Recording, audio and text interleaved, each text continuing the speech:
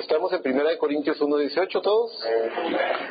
Leemos en el nombre del Señor Jesucristo lo que dice la palabra. Dice así: porque la palabra de la cruz es locura a los que se pierden, pero a los que se salvan, esto es, a nosotros, es poder de Dios. Pues está escrito: destruiré la sabiduría de los sabios y desecharé el entendimiento de los entendidos. ¿Dónde está el sabio? ¿Dónde está el escriba? ¿Dónde está el disputador de este siglo? ¿No ha enloquecido Dios la sabiduría del mundo?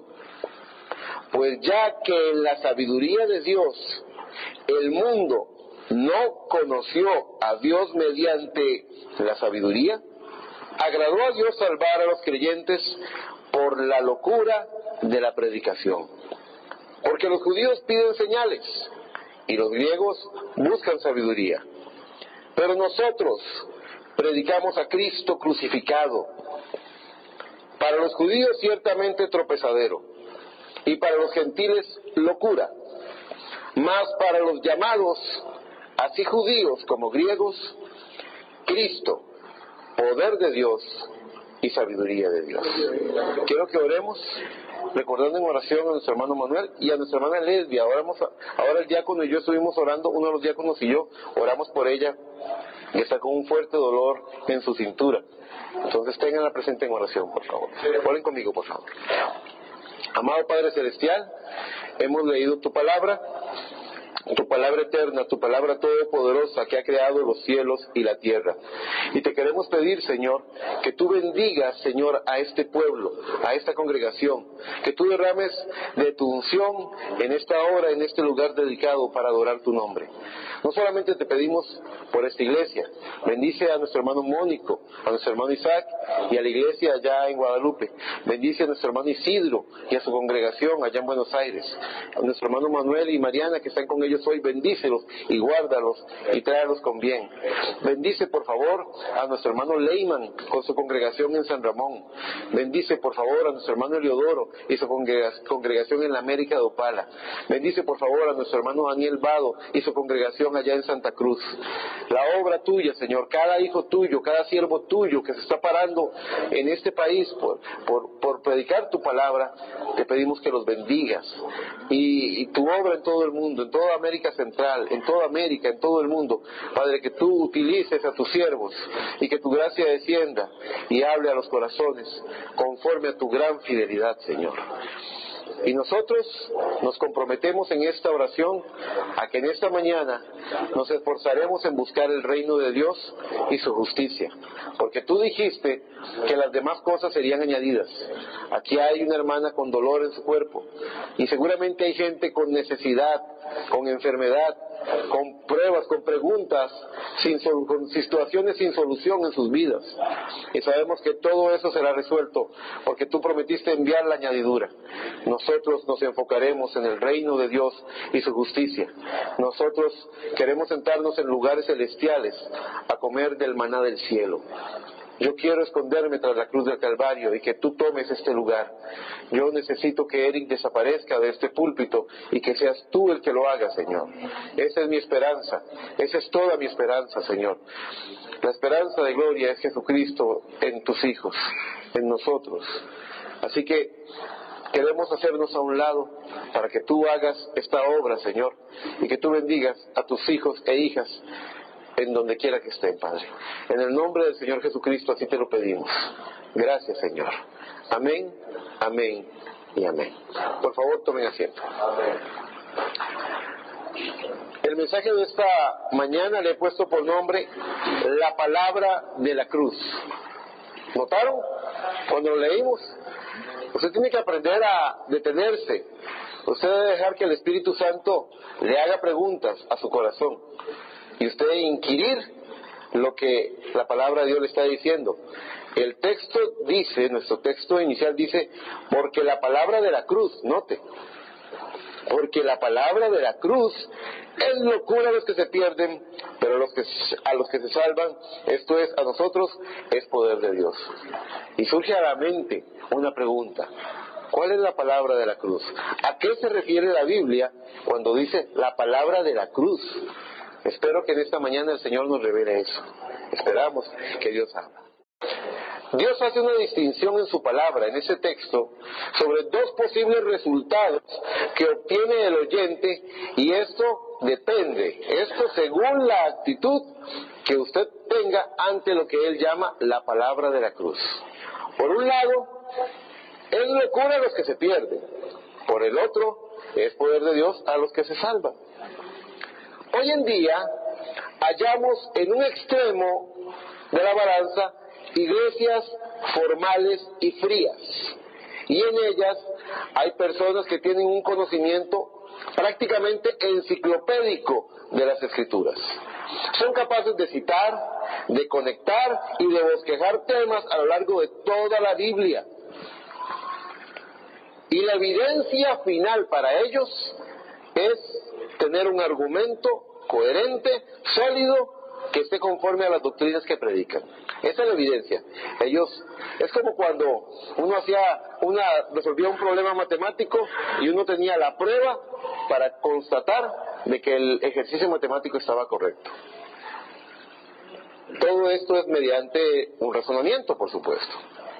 Del otro lado están aquellos que son de pocas letras, iletrados, que menosprecian o que ven con menos valor la educación y que han tenido experiencias con Dios. Algunos hablan en lenguas, otros profetizan, algunos han visto algunas maravillas que Dios ha hecho y son testigos de esas maravillas. Ahora, quisiera distinguir. Una cosa es ser testigo de una maravilla hecha por Dios, y otra cosa es, lo que dice la Biblia, ser testigo del poder de Dios. Porque el resultado de la palabra de la cruz para los que se salvan es poder de Dios. Y queremos entender a qué se refiere la Escritura cuando habla de ese poder. Es decir, que unos creen que pueden conocer a Dios mediante la razón y otros mediante la experiencia. Si ustedes van y estudian, ustedes van a ver que existe toda una teoría del conocimiento que habla de eso. Habla de que se puede conocer las cosas por medio de la razón pura, y otros hablan de que es por medio de la experiencia. Y han habido grandes pensadores. Platón fue uno que dijo que el alma del hombre es un carro tirado por dos caballos, decía él, uno es la razón y otro es la experiencia. En otra parte, dijo él, se inclinó más a la experiencia, diciendo que el corazón del hombre es una tabula rasa, decía él, una tabla en la que escribe la experiencia, ¿verdad? Y los que ya estamos peinando canas, solemos inclinarnos hacia ese lado. ¿Qué valor tiene la experiencia, verdad? Algunos de nosotros recordamos las palabras de nuestros padres cuando estaban ya más adelantados, que decían, con la edad que usted tiene, si usted supiera lo que yo sé, decía. Yo recuerdo que mi papá decía eso, y sé que algunos de ustedes oyeron a sus padres decir eso también. Asimismo, en los días de Pablo, unos pedían señales y otros sabiduría. Y tanto falló el que pidió señales como el que pidió sabiduría. Quiero que entiendan que esa primera división que hace la palabra, de que es locura a los que se pierden, engloba, mete debajo de una misma sombrilla tanto al que pide señales como al que anda buscando sabiduría. No es esto el poder de Dios. Vamos a ir desarrollando primero el tema de las señales. ¿Por qué es que no están porque no es la petición o la búsqueda correcta? Y luego vamos a ver el tema de la sabiduría. Primero veamos las señales. Por favor, acompáñenme al libro de Lucas en el capítulo 11.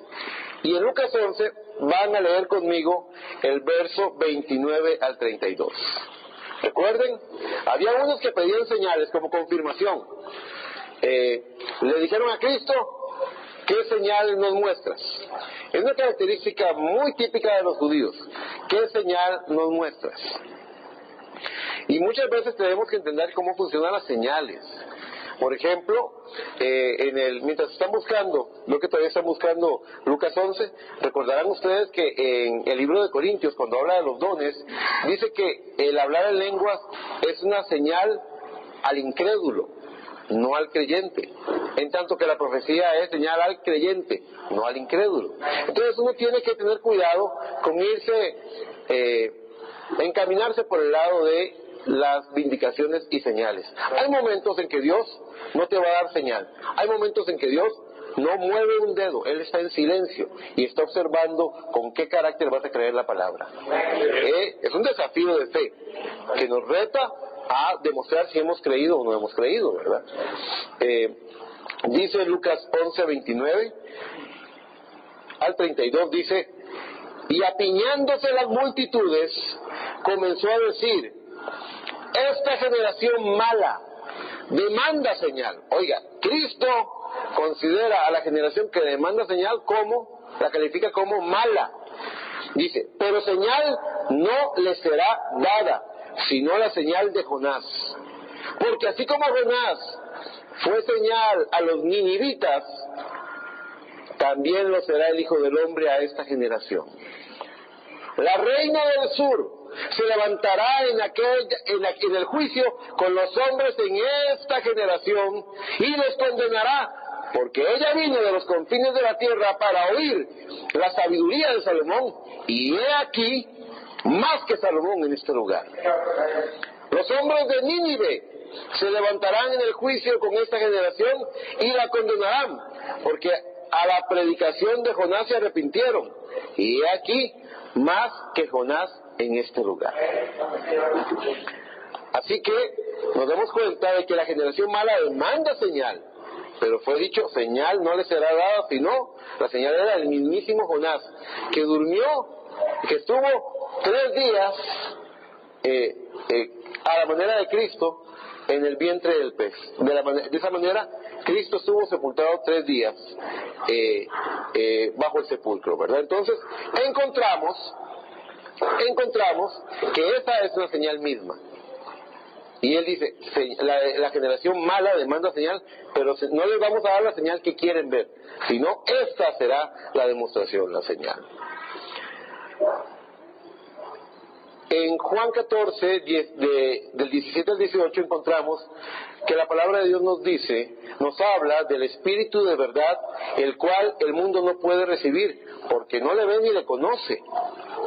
Pero le dijo a los creyentes, a sus discípulos: empero vosotros le conocéis, porque mora con vosotros y será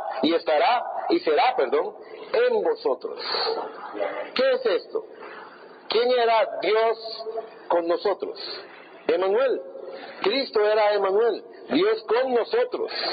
Pero ahora dice: vosotros le conocéis porque mora con vosotros, Dios con nosotros. ¿Se dan cuenta? Dice, pero dice, mora con vosotros y será en vosotros, dentro de vosotros. ¿En qué forma? En la forma del bautismo del Espíritu Santo. Así que aquel que vino a esa generación y les dijo: he aquí uno mayor que Salomón, he aquí uno mayor que Jonás. Ahora dice, todavía un poco y el mundo no me verá más, empero vosotros me veréis, porque ese Espíritu de verdad mora con vosotros y será en vosotros, dentro de vosotros. Primera de Juan 4:4 dice: mayor es el que está en vosotros que el que está en el mundo. Y eso es totalmente congruente con lo que Cristo dijo en Lucas 11. He aquí uno mayor que Salomón, he aquí uno mayor que Jonás, he aquí uno mayor que este mundo. Mayor es el que está en el creyente que el que está en el mundo. Así que podríamos decir literalmente que hoy está ocurriendo lo mismo que ocurrió en los días de Jesús. Que la generación... Estábamos hablando el viernes, ¿verdad? Yo los viernes estoy teniendo estudios bíblicos con algunos hermanos que están compartiendo el Evangelio. Y el hermano Víctor es uno de ellos. Estábamos hablando, ¿verdad? De este tema. Estábamos hablando del tema de la necesidad de revelación, un estudio bíblico muy bonito. Y hablábamos de qué triste fue para Cristo en los días de su carne decir: Jerusalén, Jerusalén, que matas a tus profetas y apedreas a los que te son enviados. ¿Cuántas veces te quise juntar como la gallina junta a sus polluelos, mas no quisiste? Oh, si tan solo conocieses el día de tu visitación. Ellos no supieron que su Dios estaba en medio de ellos. Sin embargo, unos pocos sí lo supieron. Así que nos damos cuenta que es lo mismo que está ocurriendo hoy. Hoy podríamos decir, mayor es el que está en los hijos de Dios que el que está en el mundo, porque primera de Juan 4:4 lo dice, mayor es el que está en vosotros que el que está en el mundo. Podríamos decir que también esta generación será juzgada, porque he aquí uno mayor que Salomón, he aquí uno mayor que Jonás. ¿Dónde? Jesucristo en vosotros, la esperanza de gloria. Así que la señal no fue dada, fue negada. Y alguien podría decir, pero es que Dios tiene que hacer alguna demostración de poder.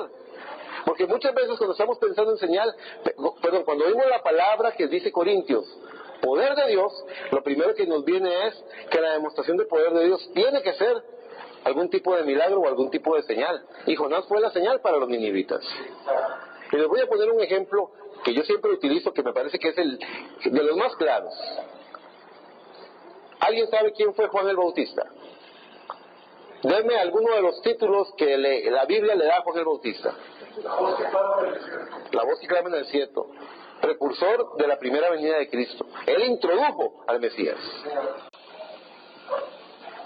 ¿Alguien puede negar? Es más, Cristo confrontó a los fariseos, que les dijo, ¿el bautismo de Juan era del cielo o de los hombres? Y ellos se negaron a contestar porque se verían comprometidos con la gente que creía que Juan era un verdadero profeta. Nadie, toda la gente creyente aceptó a Juan el Bautista como un profeta de Dios. Dígame qué milagro hizo Juan el Bautista. Dígame un milagro que haya hecho Juan el Bautista. Ninguno. Pero su palabra, su testimonio no carecía de poder. El poder de Dios no necesariamente es... Él puede, Dios es todopoderoso y Él puede sanar a usted, hermana Lesbia, en este momento si Él quiere. Él es soberano, Él hace lo que Él quiere. Pero sea que Dios quiera hacer un milagro maravilloso o no, porque en su soberana voluntad Él sabe lo que hace, nuestro testimonio no puede carecer de poder. Tiene que tener las evidencias de que ha estado en presencia del Dios Todopoderoso. Luego está el otro equipo, el otro bando, el otro extremo. Por un lado están los que piden señales, muéstranos señales. Y del otro lado están los que piden sabiduría. A ver, explícame, es que quiero entender. Y eso es mucho de los gentiles, tratar de entender. Y olvidamos lo que Cristo dijo en Mateo 11, 25 al 27. Él dijo dos cosas bien importantes. Una de ellas fue esta: Te alabo, Padre, Señor del cielo, que escondiste estas cosas de los sabios y de los entendidos, y se las revelaste a los niños. Así que esto no es del que quiere ni del que corre, sino del que Dios tiene misericordia. Usted puede tener todo el proceso intelectual, todo el conocimiento, todo el estudio, y puede fallar por 1.000.000 de kilómetros en dar en el blanco. También en ese texto Cristo dice, para que ustedes le den la importancia al tema que estábamos estudiando, hermano Víctor, la necesidad de revelación, la importancia de lo que Cristo dijo. Él dijo, ninguno conoce al Hijo sino el Padre, y ninguno conoce al Padre sino el Hijo, y aquel a quien el Hijo lo quiera revelar. Es decir, que si el Hijo, Jesucristo, no quiere revelarlo, usted no va a ver al Padre, no lo va a comprender. Estamos hablando de un proceso de revelación, no es un proceso intelectual, no es un proceso de entendimiento. Y la cosa más importante por la que la iglesia del tiempo del fin, de este tiempo, debería estar clamando, es por revelación espiritual.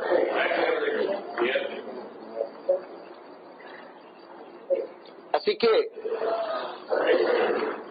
también a los que piden sabiduría se les olvida que los secretos del reino de Dios están reservados, no al que estudia teología. Yo soy un estudioso, yo no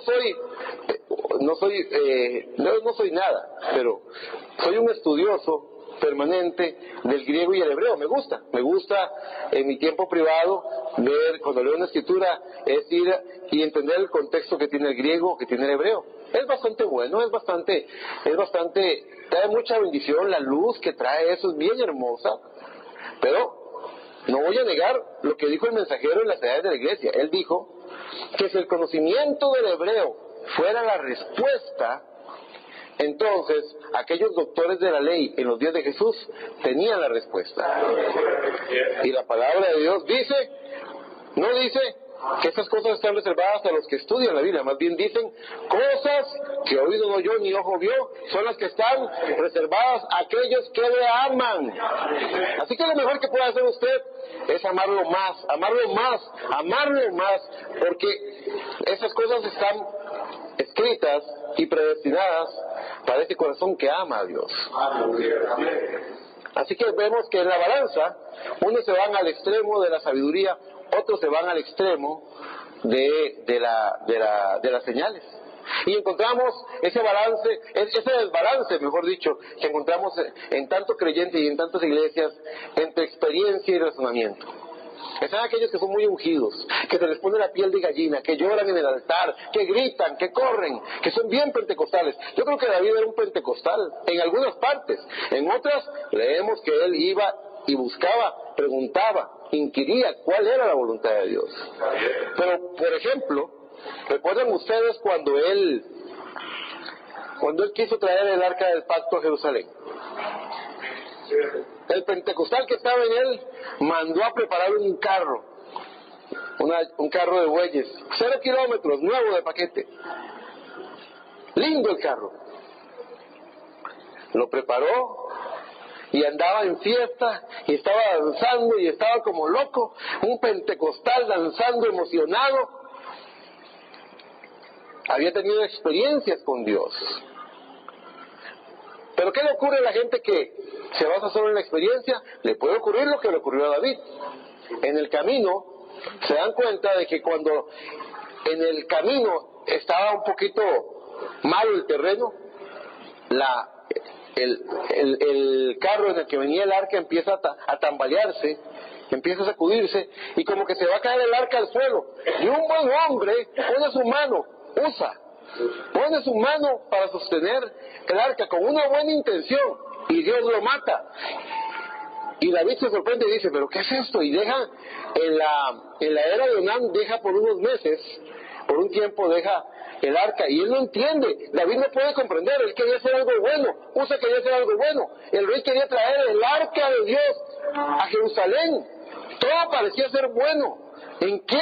¿Por qué Dios mató a Usa? ¿Por qué Dios está enojado? Luego, él es instruido por los hombres de Dios que saben estas cosas, que el arca siempre deberá viajar en los hombros de los levitas, que esa es la forma en la que fue escrito y determinado por Dios. Y ahora que él sabe no solamente el qué, sino que también sabe el cómo de la voluntad de Dios, ahora manda levitas a portar el arca en sus hombros, y ahora sí se vale ser pentecostal, ahora sí se vale gritar, aplaudir, danzar, porque no solamente estás haciendo lo correcto, sino que lo estás haciendo en la forma correcta según la opinión que tiene Dios. Ahora, entonces vea que mucha gente que ve con menosprecio el conocimiento, algunos deberían ser instruidos en la palabra para que lo hagan a la manera correcta.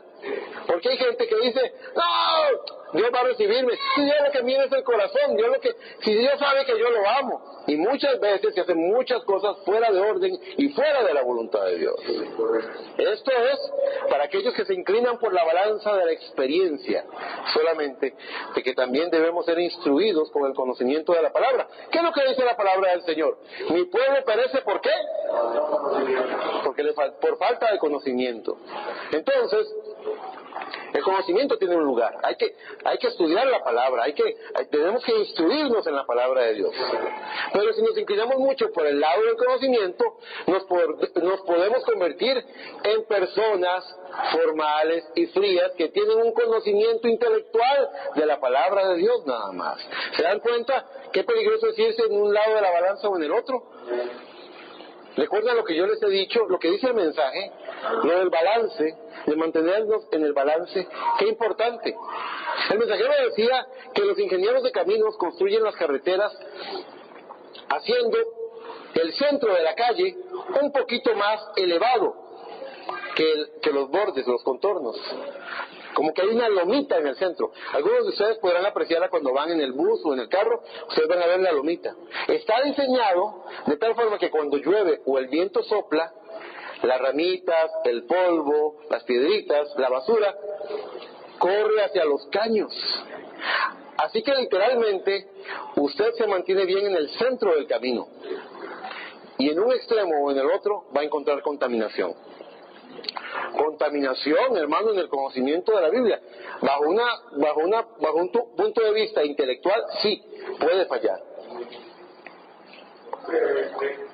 ¿Quién sabía más que los fariseos respecto al hebreo, a la ley? Ellos eran maestros de la ley, doctos en la ley. Y fallaron en ver a Cristo.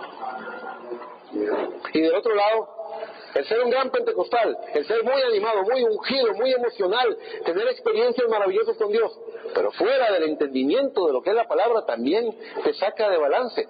Tenemos que estar en el balance de la palabra. Sí, tenemos que conocer la palabra, tenemos que estudiar la palabra, eso es verdad, y también tenemos que experimentarla. La palabra es algo vivencial, no es algo intelectual, es algo que se tiene que vivir. Muy bien. Para ambos, los que piden señal o los que piden sabiduría, la palabra de la cruz es locura. Cuando Pilatos juzgaba a Cristo,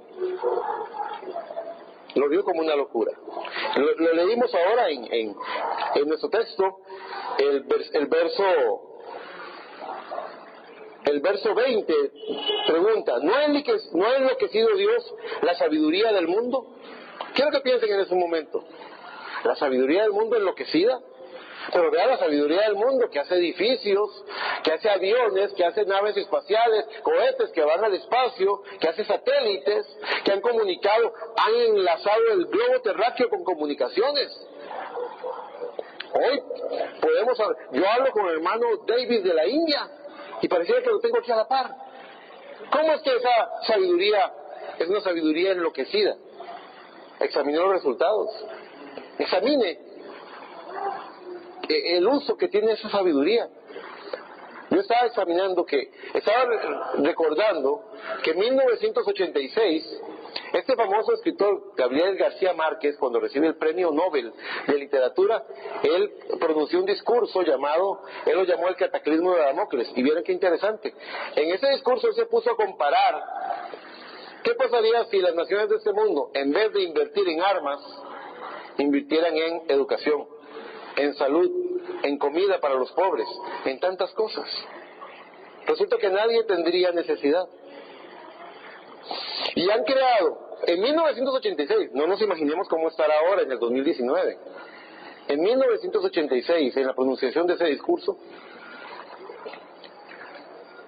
se declaró que cada habitante de la Tierra, incluyendo los bebés, en forma individual, cada uno estaba sentado en 200 toneladas de TNT, dinamita, que había suficiente poder destructivo en las armas que tenían como para destruir varias veces la Tierra. ¿No es eso una locura? ¿Tener el conocimiento para construir nuestra propia destrucción? ¿No es una locura lo que está haciendo el hombre? En la sabiduría, hoy que estamos en la edad, estamos en la Odisea. La Odisea significa gente justa, significa los derechos de la gente. Y en esta de los derechos de la gente, se ha oído por ahí versiones que quieren que haya un baño para hombres, un baño para mujeres, un baño para hombres que se sienten mujeres, un baño para mujeres que se sienten hombres, un baño... Ha llegado a un punto tan desconcertante, la sabiduría del hombre ha enloquecido.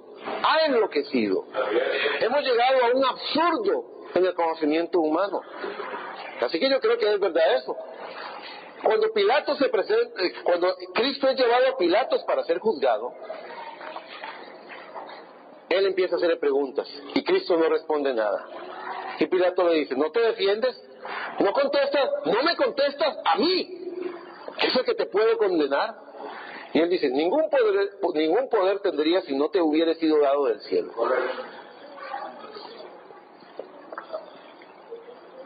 Yo he venido para dar testimonio de la verdad, dijo Cristo. Y Pilato le dice, ¿y qué es la verdad? Y Cristo no le contesta. ¿Por qué no le contestó Cristo? Porque Pilatos estaba esperando sabiduría. Pilatos quería un argumento. Pilatos quería que le dieran una respuesta lógica que su mente pudiera procesar. Y es que la verdad no es un argumento. Jesucristo dijo, yo soy el camino, la verdad y la vida. Y ninguno viene al Padre sino por mí. La verdad no es un argumento, la verdad es una persona y se llama Jesucristo. Y no se puede conocer a una persona. Si yo le digo al hermano Henry, le voy a hablar sobre Bernabé y le cuento lo que yo he visto del hermano Bernabé, me quedaría demasiado corto, porque es demasiado profundo lo que es en verdad una persona. Yo tengo 26 años de casado con la hermana Gretel y todavía seguimos conociéndonos cada día. Conocemos bastante, pero nunca terminamos de conocernos. Así que, ¿cómo podría yo? Aquí alguien me diga, bueno, explíqueme por favor, ¿qué es la verdad? A ver si la sigo. ¿Quieren el recetario? Dígame cuáles son las reglas del juego para yo estar seguro de que voy a llegar al cielo. No es así. Él dijo, he aquí estoy con vosotros cada día de vuestra vida, no os dejaré huérfanos, vendré a vosotros.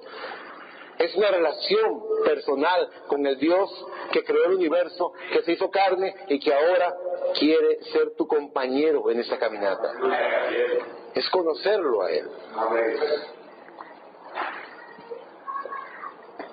¿Qué significa entonces la palabra de la cruz? ¿Cuál es esa palabra de la cruz? Alguien que me diga, por favor, ¿cuál es la pista? Yo recuerdo, perdón que diga esto, hace años yo tenía un conocido, un familiar, que llegó a casa. En aquellos días un compañero de trabajo en el banco me había dado un libro que nunca leí, lo puse en la mesa y se lo devolví sin leerlo, porque no me interesaba realmente. Este libro era el que decía el código secreto de la Biblia. Y yo debo aceptar que yo no tenía la sabiduría para compartir el Evangelio. O sea, a veces somos así, a veces somos rajatablas, a veces no tenemos la prudencia y la sensatez para preguntarnos cómo compartir el Evangelio. Tenemos que tener sabiduría para hacerlo, pedirle a Dios que Él ponga palabras en nuestra boca. Pues fíjese que el librito estaba ahí en la sala, en la salita de la mesa, en la mesita del juego de sala, quiero decir. Y estando ahí, este familiar llegó y tomó el libro y hace, ¡uy! El código secreto de la Biblia. Contame, Eric, ¿qué es lo que dice? Y yo le dije, mira, te soy sincero, ni lo he leído. Y entonces se me subió el temperamento, ¿verdad? Porque él es el tipo de personas que cuando uno le compartía el Evangelio no oía, no quería oír el Evangelio. Entonces yo le decía, lo triste es que haya personas que quieren saber cuál es el código secreto, cuando lo que está a simple vista lo ignoran, y es lo que tiene más valor, es vida eterna para el corazón. Y es verdad, no le dije de la forma correcta, le dije algo cierto, pero no se lo dije bien. ¿Qué significa la palabra de la cruz? ¿Cuál es el secreto que encierra esta expresión? La palabra de la cruz. Vaya conmigo por favor a 1 Corintios nuevamente, en el capítulo 2, verso 1, hasta el verso 5. Y ponga atención a lo que dice Pablo, que yo creo que este ha sido como uno de los textos que más me ha inspirado, los que más me ayudan Si alguna vez algo bueno ha salido de este púlpito para su vida, es gracias a textos como este que vamos a leer. Dice 1 Corintios 2:1, así que hermanos, cuando fui a vosotros para anunciaros el testimonio de Dios, no fui con excelencia de palabras o de sabiduría. Pues me propuse no saber entre vosotros cosa alguna, sino ¿a qué? A Jesucristo y a este crucificado. Y estuve entre vosotros con debilidad y mucho temor y temblor. Y ni mi palabra, ni mi predicación fue con palabras persuasivas de humana sabiduría, sino con demostración del Espíritu y de poder, para que vuestra fe no esté fundada en la sabiduría de los hombres, sino en el poder de Dios. Recuerden, la palabra de la cruz es, a los que se salvan, poder de Dios. Encontramos aquí que hay tres cosas bien interesantes. Primero, él dice que él quiere llegar al púlpito con temor y temblor. Y yo creo que Dios ayude a cada siervo al Señor, que Dios me ayude a mí. Yo le pido al Señor, Señor, no permitas que yo venga con mi propia mente, mi propia arrogancia. Señor, que yo venga con temor y temblor, sabiendo que esto es vida o es muerte. Ese entendimiento es bien importante en el púlpito. Otra cosa que dice es que las palabras no deben pretender persuadir con humana sabiduría. Esa no debe ser la intención. No se trata del hombre convenciendo al hombre. Nunca debería ser así. Y que tiene que venir en demostración del Espíritu y de poder. ¿Cómo me gozo yo cuando ignoro lo que le está pasando a usted? Y usted dice, ¿por qué, hermano Eric? Porque cuando usted está pasando algo, yo voy y oro por usted. Pero cuando no lo sé y vengo y predico y usted me dice, hermano, eso responde directamente a lo que me está pasando. Ese no fue Eric, ese fue Dios. Y usted lo sabe. Usted sabe, el hermano Eric no podía saber eso. El hermano Eric no sabía lo que me estaba pasando. Es Dios que me estaba hablando en ese lenguaje secreto que existe entre el Espíritu Santo y el creyente por medio de la palabra ungida. La palabra ungida. Así que es bien importante esa demostración de poder, del Espíritu y de poder. Y encontramos que hay algo adicional. Aquí hay un secreto que podríamos desarrollar en unos pocos minutos. El secreto que estamos viendo está en lo que Pablo se propuso. Él dice en el verso 2, pues me propuse no saber entre vosotros cosa alguna, sino a Jesucristo y a este crucificado. Fíjese que para Pablo el tema de la cruz, el tema de la muerte y resurrección de Jesucristo era el tema central. Y hay que decirlo, este libro este es el libro más importante que ha existido, la palabra de Dios. Su tema principal es Jesucristo y nos muestra el plan de redención, el plan de salvación. Y el centro de esto es el Calvario. La cruz del Calvario es el centro de todo. Es tan importante, ¿verdad, hermano Víctor, que decíamos el viernes que hay un antes y un después de Cristo? El Calvario lo cambió todo. El Calvario lo cambia todo. Así que, entendiendo esto, viendo esto, encontramos que en Pablo había un interés por Jesucristo y este crucificado. Voy a pedir a ustedes que me ayuden. Hermano Alex, usted podría leer Marcos 15:21. Hermano Henry, usted podría leer Romanos 16:13. Quiero que lo lean. Quiero que todos lo oigamos. Y quiero que discernamos un poco el tipo de interés que tenía Pablo en su vida respecto al tema de la cruz. Primero nos va a leer el hermano Alex en San Marcos 15, verso 21. Cuando lo tenga lo puede leer, hermano. Y obligaron a los papás que venía el campo a que le llevase la cruz.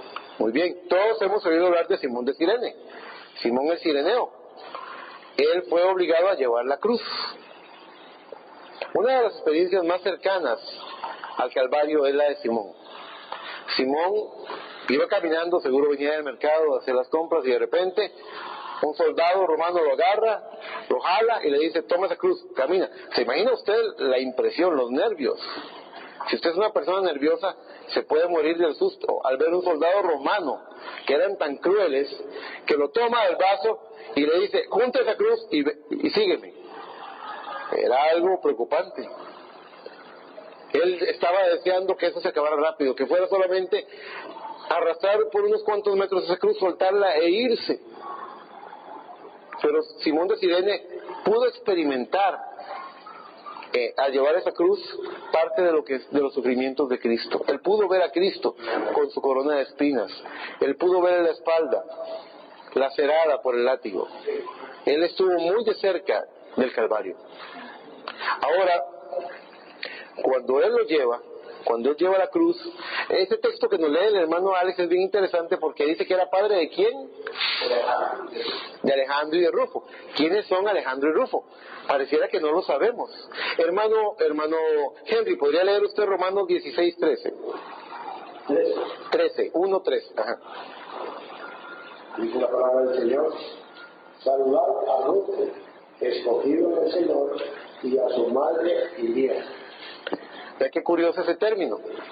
Saludad a Rufo, escogido en el Señor, y a su madre y mía. Él hablaba, Saulo de Tarso, había entablado una relación con la familia de Simón de Cirene, tan cercana, tan en familia, que él decía que la mamá de Rufo era su mamá. No era la mamá de él, era una hermana en Cristo, pero la amaba como una madre. Seguramente Pablo llegaba a la casa, le preparaba la comida como a él le gustaba, ya lo conocían: yo sé que te gusta esto, y tenían esa familiaridad, lo recibían en casa como uno de la familia. Pablo se interesaba no solamente por el compañerismo, que es algo bueno, que es algo lindo, pero a él le gustaba estar en casa de ellos, y seguramente se sentaba a preguntarle, y le preguntaba una y otra vez, cada vez que podía, a Simón de Cirene: cuéntame nuevamente la historia, ¿cómo fue esa experiencia del Calvario? Él tenía un interés en el Calvario. Él quería comprender cómo fue la muerte de Jesús y respecto de su resurrección. La palabra de la cruz, dice la palabra de Dios en Juan capítulo 1, verso 1, algo que todos sabemos: en el principio era el Verbo, y el Verbo estaba con Dios, y el Verbo era Dios. Y Verbo significa palabra. La palabra ha existido desde el principio. La palabra creó los cielos y la tierra. La palabra sustenta todas las cosas. Y esta palabra, y este Verbo, dice el verso 14 del capítulo 1 de San Juan, se hizo carne y habitó entre nosotros. También dice la palabra: y vimos su gloria como del unigénito Hijo de Dios. Dice la palabra de Dios en ese mismo capítulo: a Dios nadie le dio jamás. El unigénito Hijo de Dios, le ha dado a conocer. Colosenses dice que Él es la imagen del Dios invisible. Así que nos damos cuenta que Cristo, el Verbo de Dios, Cristo, la palabra de Dios. Vamos un momento a Colosenses. Este texto no lo tenía calculado en mis citas, pero creo que es necesario que lo veamos. En Colosenses 1,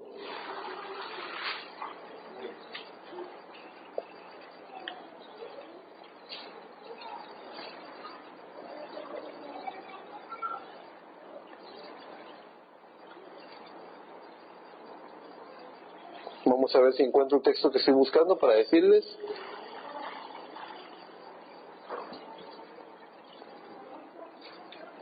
Dice, Colosenses 1:15 dice: Él es la imagen del Dios invisible, el primogénito de toda creación, porque en Él, ¿qué fue lo que creó los cielos y la tierra? La palabra. Dice en Hebreos 11: por fe entendemos que el universo fue creado de lo que no existía, por la palabra de Dios. Aquí leemos que dice, Él es la imagen del Dios invisible, el primogénito de toda creación, porque en Él fueron creadas todas las cosas, las que hay en los cielos y las que hay en la tierra, visibles e invisibles, sean tronos, sean dominios, sean principados, sean potestades. Todo fue creado por medio de Él y para Él. Y Él es antes de todas las cosas, y todas las cosas en Él subsisten. Y Él es la cabeza del cuerpo, que es la iglesia, el que es el principio, el primogénito de entre los muertos, para que en todo tenga la preeminencia. Así que entendemos que en el principio del verbo, es la palabra. Y el verbo estaba con Dios, y el verbo era Dios. Y este verbo, esta palabra, se hizo carne. Cristo es la palabra hecha carne. Entonces, ¿cuál es la palabra de la cruz? La palabra de la cruz era aquel hombre colgando del madero. Era la palabra escondida al sabio, al escriba, al disputador de este siglo. Era la palabra viva. El poder de Dios estaba en conocer la palabra de la cruz, no conocer argumentos, no como sabiduría, no como señales, es conocerlo como una persona en el poder de su gloriosa resurrección. Esa es la obsesión que tenía Pedro, y lo tengo aquí anotado. Pablo tenía una meta. Vaya conmigo a Filipenses. Está detrás, antes de Colosenses. Filipenses 3, verso 7. Filipenses 3, 7 al 10 dice: pero cuantas cosas eran para mi ganancia, las he estimado como pérdida por amor de Cristo. Y ciertamente aún estimo todas las cosas como pérdida por la excelencia del conocimiento de Cristo Jesús, mi Señor, por amor del cual lo he perdido todo y lo tengo por basura para ganar a Cristo y ser hallado en Él. ¿Hallado dónde? En Él, en la palabra. ¿Recordarán que Él dijo: si estuvierais en mí, mis palabras en vosotros, piden lo que quieran y será hecho? Y será hallado en Él, no teniendo mi propia justicia, que es por la ley, sino la que es por medio de la fe de Cristo, la justicia que es de Dios por la fe, a fin de conocerle y el poder de su resurrección y la participación de sus padecimientos, llegando a ser semejante a Él en su muerte. Pablo tenía una obsesión en mente. Él quería entender la cruz. Él quería entender, y eso es lo que él llama, vamos a ver, la palabra de la cruz. Usted no encuentra ese término en otras partes. La palabra de la cruz. ¿Cuál es la palabra de la cruz? Es la palabra que fue colgada en ese madero. Es la palabra viva, la palabra escondida. Y esa palabra ha estado en todas las edades, en todos los tiempos, acompañando a sus hijos. Créame que un argumento o una señal no hubieran protegido a Sadrach, Mesach y Abednego del fuego del horno. Pero ahí apareció un cuarto hombre. Ahí estaba esa palabra que iba a ser colgada en la cruz del madero, esa teofanía. Ese era el Hijo de Dios, ese era Jesucristo. Y allí en el horno de fuego, Él apareció como una persona, y ellos lo conocieron en el poder de su gloriosa resurrección. Créame que los leones no hubieran aceptado un argumento, que Daniel les hubiera dado un argumento a los leones para que ellos no se lo comieran. Eso no hubiera trabajado. Les hubiera presentado una señal. Eso no hubiera trabajado. Pero ahí apareció un hombre con él. Esa palabra viviente, Jesucristo, el mismo de hoy y de todos los siglos. Y si ustedes se ponen a examinar todas las historias de la Biblia, una vez y otra, todas las historias de la Biblia, siempre ha sido Dios, Jesucristo. En algunos lugares se le preguntó: ¿por qué no me dices tu nombre? Y él dijo: ¿por qué preguntas mi nombre, que es admirable? Eso le dejó una pista al estudiante de la Biblia, como que su nombre es admirable, y será llamado admirable, Dios fuerte, Padre eterno, príncipe de paz. Estaba hablando de Jesucristo, estaba hablando de Emmanuel, de Dios con nosotros. Siempre se ha tratado de Él. tienen un montón, hay muchos títulos que lo definen, pero en la Biblia siempre fue Él, hermanos. El que lo acompañó a usted y le guardó de los peligros, siempre fue Él. El que sanó su cuerpo enfermo, siempre fue Él. Todo el tiempo ha sido Él. Todo el tiempo ha sido Él. Todo el tiempo ha sido Él. La palabra de la cruz, una palabra viva, colgando en el madero por usted y por mí. Una palabra todopoderosa que sostiene al universo completo. Como decía aquel pensamiento, que no fueron los clavos los que sostuvieron a Cristo en la cruz, era el amor que nos tenía, lo que lo sostenía en ese lugar. La palabra de la cruz, la palabra viva, escondida en un hombre. Algunos de ustedes quizás alguna vez han leído el mensaje, la bienaventuranza olvidada. Ese mensaje dice, básicamente la bienaventuranza es esta. Jesucristo dijo, díganle a Juan el Bautista que los ciegos ven, los sordos oyen. Y bienaventurado el que no haya tropiezo en mí. Si Cristo es la palabra, usted no tropiece en la palabra. Hoy en día, este mundo trata de acomodar la palabra a estos tiempos modernos, a su forma de vivir, a su estilo de vida, forma mundana. Son bebedores sociales, están en mesas de trago, predicadores que fuman, casados 2 o 3 veces, un montón de cosas que no cuadran con la palabra de Dios. La palabra de Dios que nos demanda santidad. Y ese proceso de santificación no es en el corazón, como algunos quieren decir, porque la misma palabra de Dios dice en una de las epístolas de Pablo, que creo que está en Timoteo, me parece, que dice, y el mismo Dios de gracia os santifique por completo, que os santifique por completo, cuerpo, alma y espíritu. La obra de santificación que Él quiere hacer es completa. Esa palabra viva escondida en ese cuerpo de carne, esa palabra viviente que sostiene todas las cosas, la que le dio vida a usted hoy en la mañana para poder venir a la iglesia, para oír la palabra, esa palabra viva era la palabra de la cruz, la palabra que estaba ahí crucificada por usted y por mí. Algunos, en el mensaje, este mensaje me gusta mucho, un abismo llamando a otro abismo. El mensajero dice, algunos le han conocido en la manifestación de algún don. Algunos dicen, si yo voy en la línea de oración y este hombre me dice las cosas de mi vida, yo creeré y seré sano. Dice, algunos le han conocido a él en la manifestación de un don, pero yo quiero conocerle en la plenitud de lo que él es, el mismo de hoy, de ayer y de todos los siglos, el que ha resucitado. Conocerle no en la manifestación de algún don, conocerle en el poder de su gloriosa resurrección. El poder de su resurrección muchas veces lo limitamos, lo encerramos, lo enmarcamos en el momento en el cual los santos se van a levantar.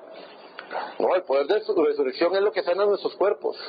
El poder de resurrección fue lo que ustedes, espero que los que no sepan esto no les estorbe, pero deben saberlo. Si usted va y estudia Génesis 18 y 19, va a encontrar que Abraham se va a la tierra de Gerar, donde reinaba Abimelech, con su esposa Sara.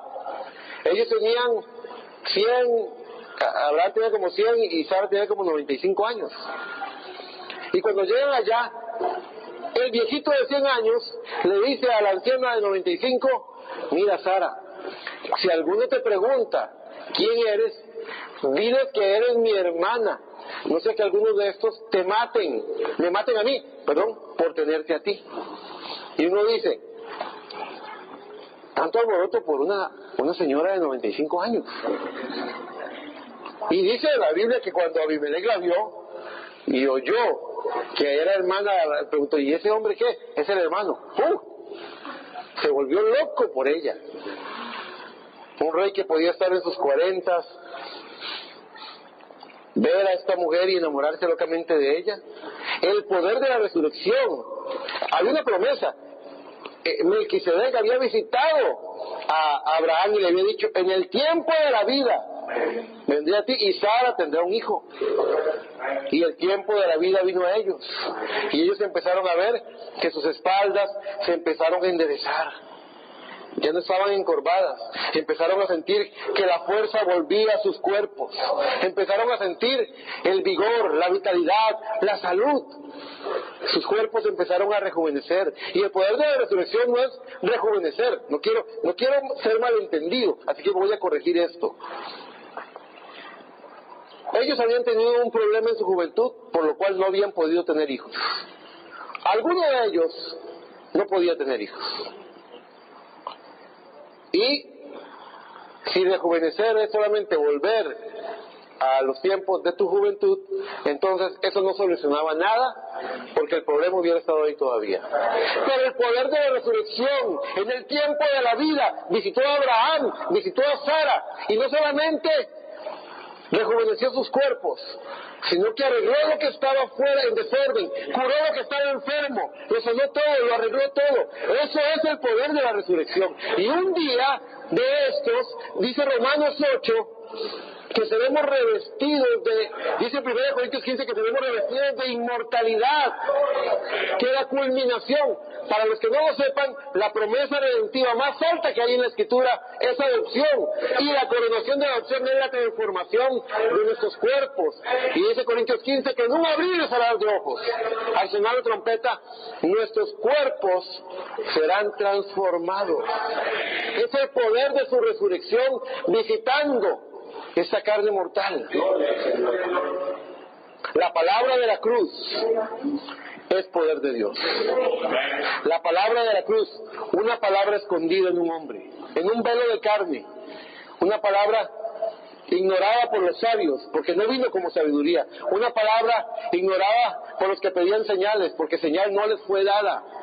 La señal que trajo él fue la señal de Jonás. Él fue puesto en la tierra por 3 días, y él se levantó de los muertos. Y hoy, la fe verdadera en Cristo Jesús no es un entendimiento intelectual de que él ha resucitado, es el conocimiento personal y comprobado en su vida de que él está vivo hoy. Más allá de todo ello, usted tiene que haber comprobado que él está vivo. No se trata de que yo lo creo porque el predicador lo dice, lo creo porque está escrito ahí. No se trata de Jesucristo en letras, no se trata de Jesucristo en la historia, se trata de Jesucristo en tiempo presente cumpliendo su palabra. Se trata de Jesucristo aquí, en medio de su pueblo. ¿Ha comprobado usted que él ha resucitado? No le pregunto si usted cree que ha resucitado, porque yo creo que usted lo cree, usted es un creyente. Pero ¿le ha conocido usted a él en el poder de su resurrección? ¿Le ha conocido?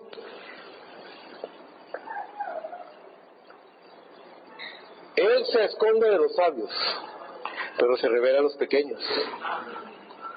Él mira de largo al arrogante, pero se acerca al humilde, dice Santiago. Conocerle a él es conocer la vida. Conocerle a él, mis hermanos, es lo único que importa. Es lo único que importa. Tal vez usted no sepa cómo citar las Escrituras, pero si le conoce a él, lo tiene todo. Tal vez usted no tenga mucha sabiduría y no tenga señales ni demostraciones, pero conocerle a él es la evidencia. El milagro más grande que puede ocurrir en la vida de una persona es conocerle a él. Moisés tenía 80 años con la sabiduría de Egipto, con el estudio de Egipto, con la grandeza de Egipto, y a los 80 años pasó los últimos 40 años de esa vida sacándose todo el aserrín de la cabeza en el desierto. Aquellos sueños de grandeza, aquellos sueños de victoria, aquella cosa que había recibido de Egipto había muerto, y ahora era un tartamudo, hediondo oveja, arrimado cuidando a las ovejas de su suegro. Y ahora Dios se le revela a él, y en 5 minutos Moisés entiende más de Dios frente a la zarza ardiendo que todos los años que tuvo de estudio. Usted hace más en 5 minutos en la presencia de Dios que toda una vida de estudio. Usted puede tener experiencias, pero esas experiencias no son la demostración de poder. Es demostración de que Dios ha estado ahí. Pero usted tiene que conocerle a Él, comprobarle a Él, conocerle, saberle. Saber que hoy en la mañana cuando usted oró, Él estaba al lado suyo, oyendo su oración. Sabiendo que cuando la palabra viene y le responde directamente a usted, que ese es Dios, el Dios creador de todas las cosas, tiene una agenda donde dice: está apartado este domingo en la mañana, no me molesten, tengo una reunión con mis hijos, vendré a ellos. Conocerle a Él en el poder de su gloriosa resurrección es tener esa palabra viva, es el conocimiento de una persona. Piensen ustedes que están casados o que tienen familiares o amigos, ¿cómo se relacionan ustedes con las personas? ¿Cómo se relacionan con Cristo? Él es la cosa más importante. Conocerlo a Él lo es todo. Habrá algunos, para que no confundan lo que es poder de Dios y lo que no es poder de Dios, porque algunos piensan que los dones son poder de Dios. Son manifestaciones del Espíritu Santo. Pero yo estoy hablándole de poder de Dios, el poder de la resurrección. Una persona drogadicta puede abandonar su vicio con solo conocerle a Él. No necesita semanas o años de terapia. Lo que ocupa es entrar en su presencia, conocerlo a Él, y su vida no volverá a ser la misma nunca más. Conocerlo a Él es la cosa más importante. Usted puede ser un predicador, usted puede ser una persona que ha orado por los enfermos y han sanado, usted puede haber hecho maravillas y milagros. Dice Mateo 7, que muchos dirán en aquel día: Señor, en tu nombre hicimos esto, hicimos aquello, hicimos maravillas, milagros, echamos fuera demonios. ¿Y Él qué les va a contestar?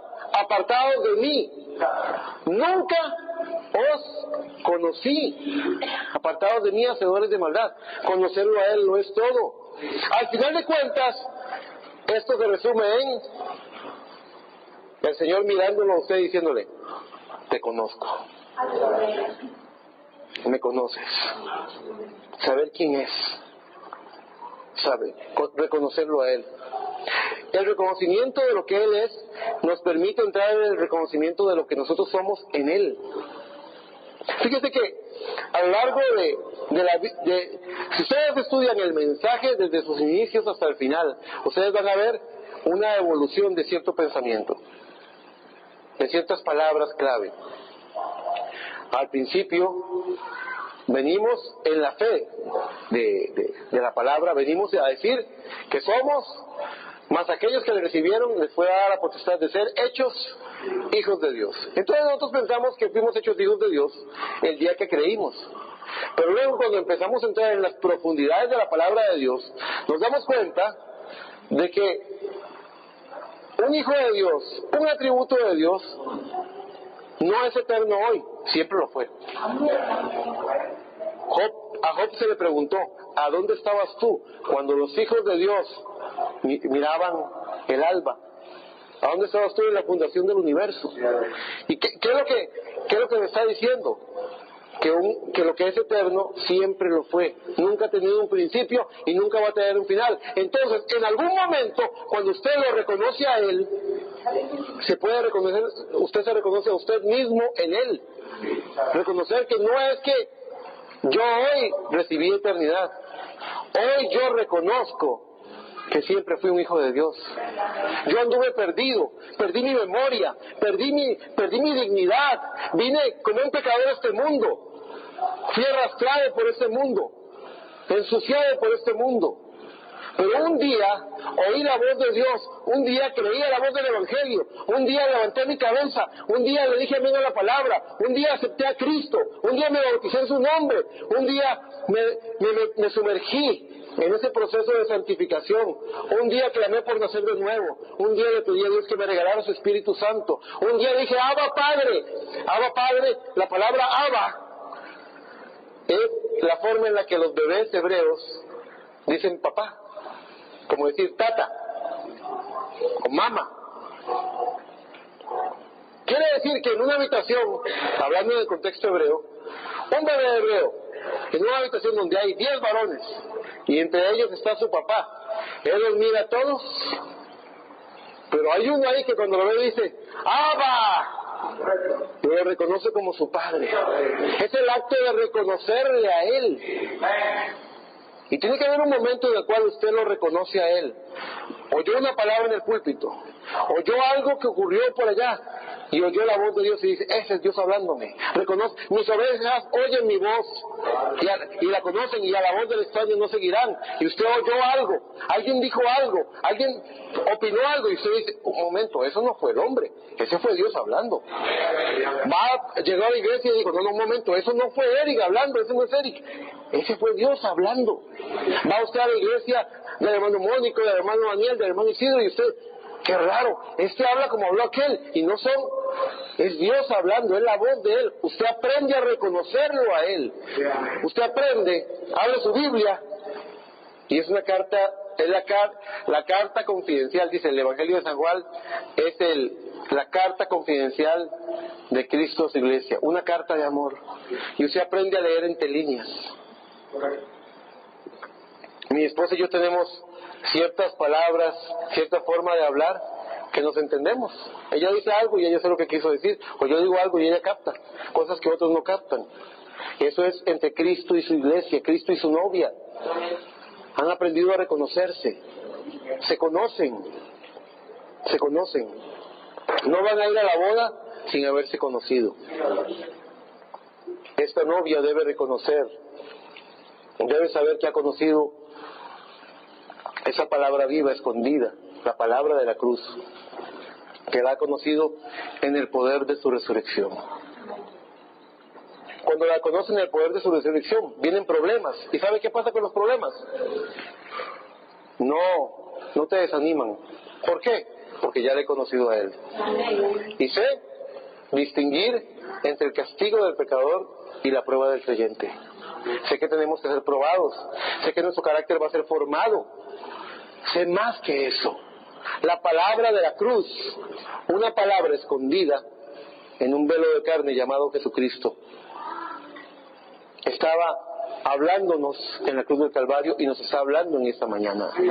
La palabra de la cruz está viva, oculta del que busca sabiduría, oculta del que está pidiendo señales, pero a los que para ellos son locura,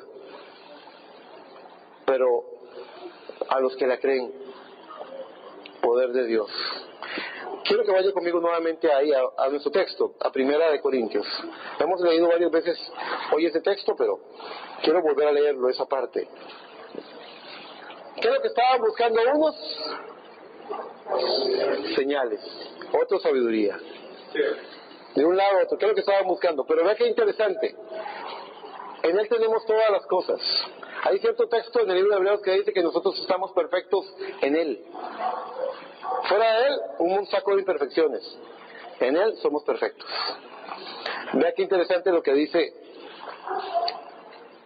el verso 24.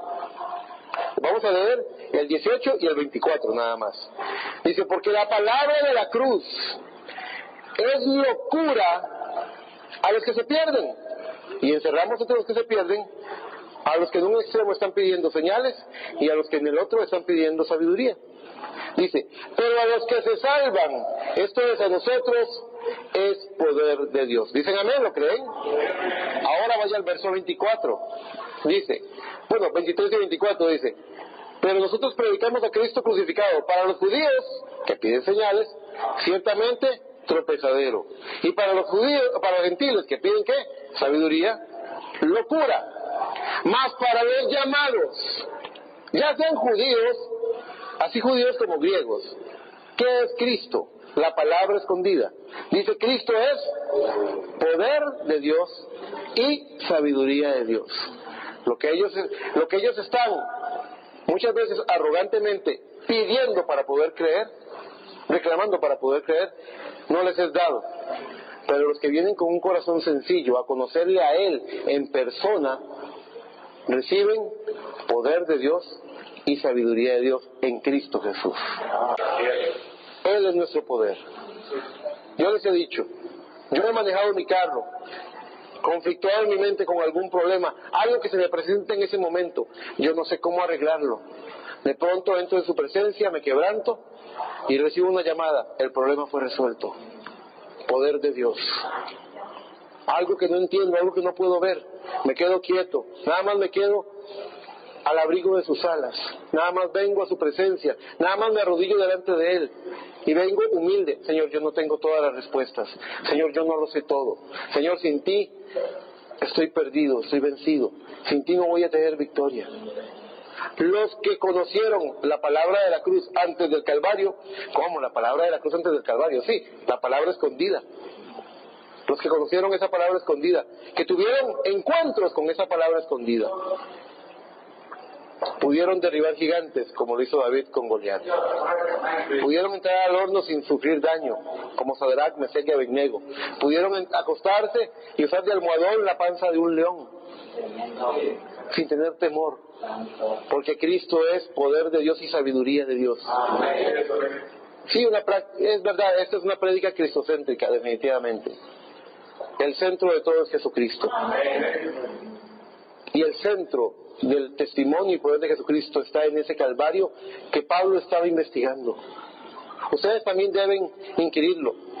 Pero hermano, todavía hoy investigar sobre el Calvario, si eso ocurrió hace 2000 años, todavía hoy investiguen sobre el Calvario. Les voy a decir algunas cosas que ocurren cuando se investiga el Calvario. Y espero que lo crean, porque les estoy diciendo lo que el mensaje de este tiempo del fin dice. No voy a decir nada diferente, voy a decir lo que el mensaje de este tiempo del fin dice. Haz esta pregunta: ¿alguna vez has puesto tus manos sobre el Cordero de Dios y has sentido su dolor? El látigo en su espalda, las espinas en su sien, los clavos en sus manos y pies. ¿Alguna vez has sentido el sufrimiento del Cordero de Dios en el Calvario? Y sigue diciendo, hay una consecuencia. Cuando tú pones las manos, vaya, investigue lo que es el Calvario, vaya, ponga las manos en el Cordero. Dice, cuando usted pone las manos en el Cordero de Dios, ocurre algo milagroso. El poder de Dios, el poder de la resurrección transforma algo en usted, lo cambia. El deseo de pecar desaparece. Escúchenme, el deseo de pecar desaparece solo por poner las manos en el Cordero de Dios. Vaya, arrodíllese en lo secreto y su Padre que ve en lo secreto lo recompensará en público. Vaya usted y entre en la visión, ponga sus manos en el Cordero, examine los sufrimientos de Cristo en el Calvario. El deseo de pecar se va. Usted no quiere pecar más, usted no quiere ofenderlo a Él, no quiere dañarlo a Él. Usted lo ama. Mi testimonio fue este. Cuando alguien me preguntó, después de años de haberme convertido, yo lo que dije fue esto: yo no sabía que lo necesitaba tanto hasta que lo conocí.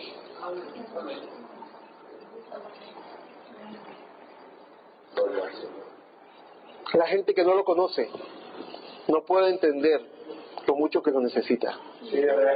Necesita conocerlo a Él. No se lo podemos explicar. No se lo podemos explicar.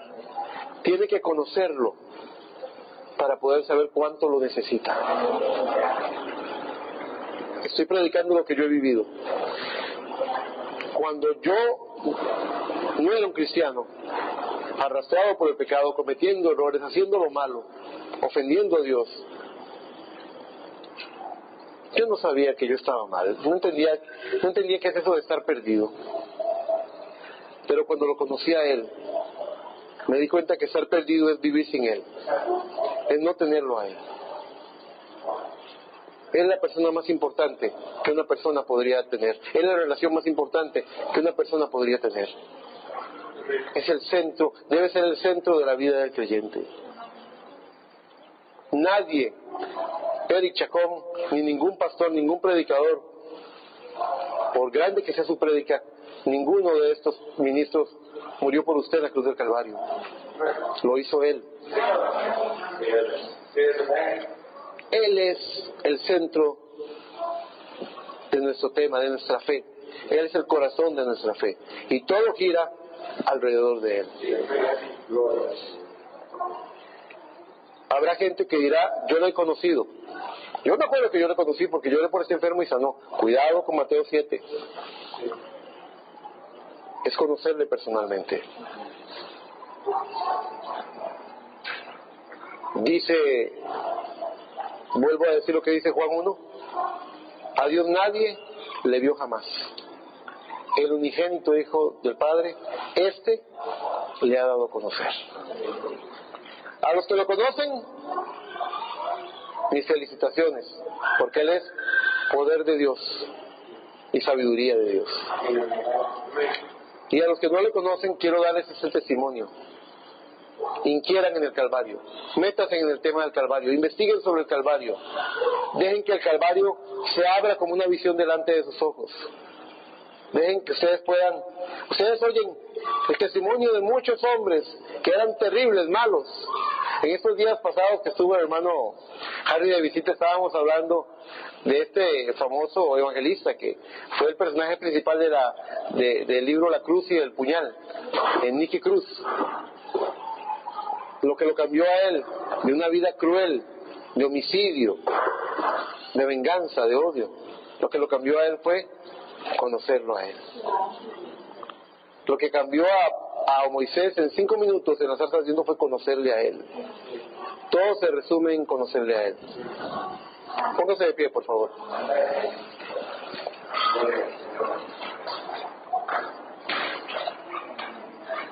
Por favor, cierre sus ojos.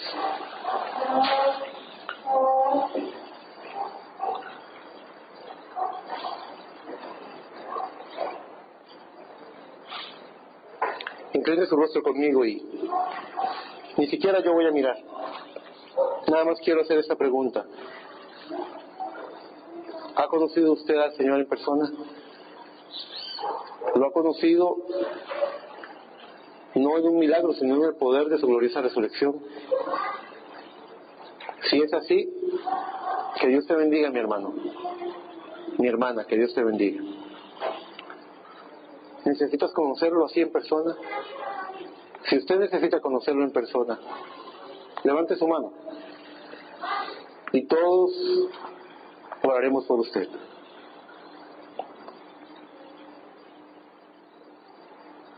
Conocerle a Él es lo más importante, pero también es lo más maravilloso. Por favor, ore conmigo. Amados Padres Celestiales, en esta hora, Señor, hemos hablado acerca de la palabra de la cruz. Hemos dicho que esa palabra es una palabra que está escondida, una palabra que fue colgada en el Calvario, en un madero, Señor.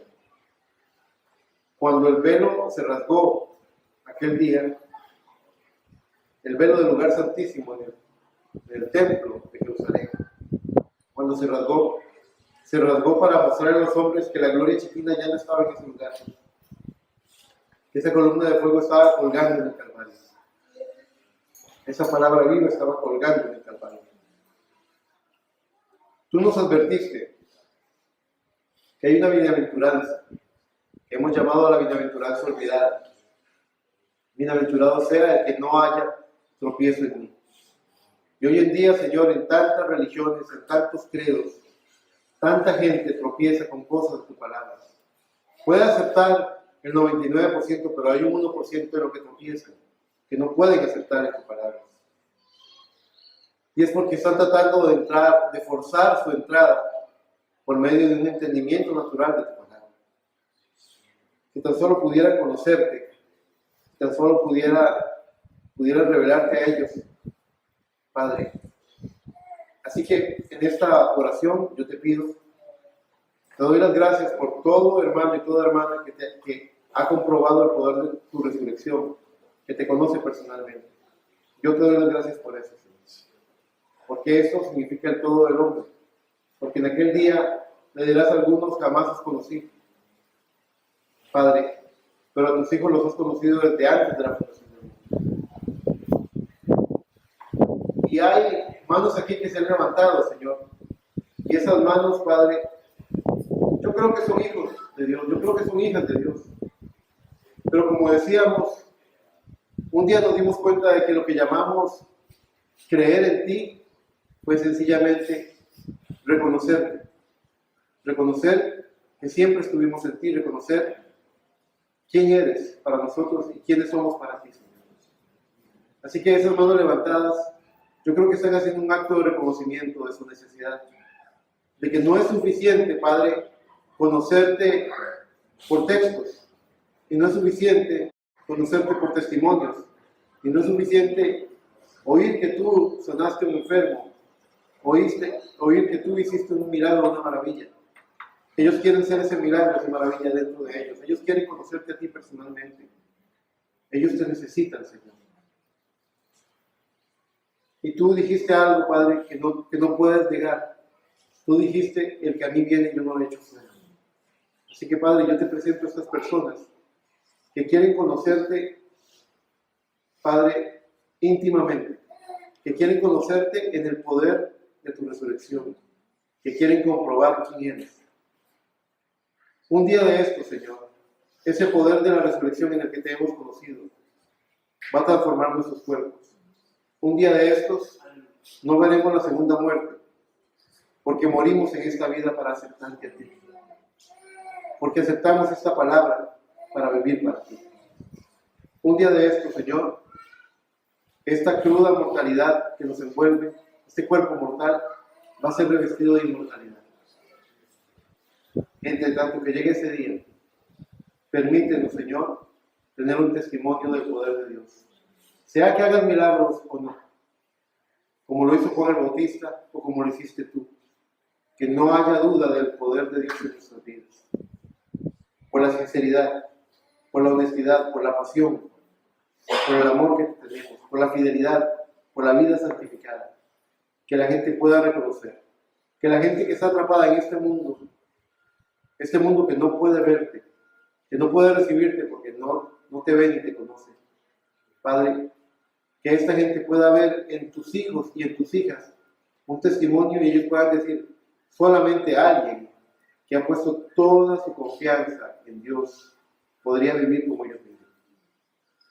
Que nuestro testimonio no carezca de poder, que la gente te pueda conocer por medio de nuestras palabras, de nuestros actos, de nuestros gestos, de nuestro amor.